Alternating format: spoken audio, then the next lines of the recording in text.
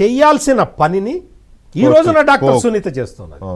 Right. Venkatesh గారు ఒక్క మాట, ఇప్పుడు ఈవిడ హైకోర్టుకి అప్పీల్ చేస్తున్నారు కదా, అది హైకోర్టులో ఆవిడకి ఎలాంటి న్యాయం దొరికే అవకాశం ఉంది? అంటే అఫ్కోర్స్ మనం ప్రిడిక్ట్ చేయలేం, కానీ మెరిట్స్ని ఆధారంగా మీరు సీనియర్ అడ్వకేట్గా ఆవిడ అప్పీల్ సెట్ అయ్యే అవకాశం ఉంటుందా?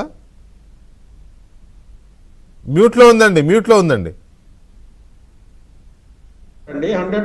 ఆవిడకి ఫేవరబుల్ ఆర్డర్స్ వచ్చే ఛాన్స్ ఉన్నది. ఎందుకంటే మన ఇప్పుడు దాకా ఈ కింద court order is against the established law. So ఆవిడ దాన్ని అజిటేట్ హైకోర్టు కింద చేస్తే ఆవిడ ఇదే లా చూసి వాళ్ళు చెప్తారండి. ఇప్పుడు ఒక పర్టికులర్ ఆస్పెక్ట్ మీదే చెయ్యండి, ఇలాగే చెయ్యండి, అది జ్యుడిషియరీ ప్రెరగాటివ్ కాదు సార్. ఇన్వెస్టిగేట్ చెయ్యండి అనొచ్చు, కానీ ఇలాగే చెయ్యండి, ఈ రకంగా చెయ్యండి అని చెప్పడానికి జ్యుడిషియరీకి లేవండి. That is what the law says. Contest ఆవిడకి మంచి ఆర్డర్ వచ్చే ఛాన్స్ ఉందండి. రైట్. వెంకటేష్ గారు దీనికి అబ్జెక్షన్ చెప్పాల్సింది CBI Sunitha? Sir you are right and in some case మీరు చెప్పిన పాయింట్స్ లోని ఎస్పెషలీ ఫర్దరెన్స్ ఆఫ్ జస్టిస్ కి వెళ్ళినప్పుడు కర్నూలులో జరిగిన incident it's a shameful act అండి.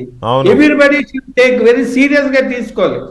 ఒక ఎక్కడెక్కడో 20 ఏళ్ల క్రితం ఎన్బిడబ్ల్యూ ఉంటేనే ఎగ్జిక్యూట్ చేసి రాపులేస్తుంటే ఇంతమంది చూస్తుండగా లైవ్ లో ఒక వ్యక్తిని ఏం చేయలేము అంటే వాట్ మెసేజ్? దేశంలోనే అత్యున్నత స్థాయి దర్యాప్తు సంస్థనే లోపలికి రానివ్వలేదంటే అంతకంటే షేమే ఉంటుంది సిస్టమ్ కి.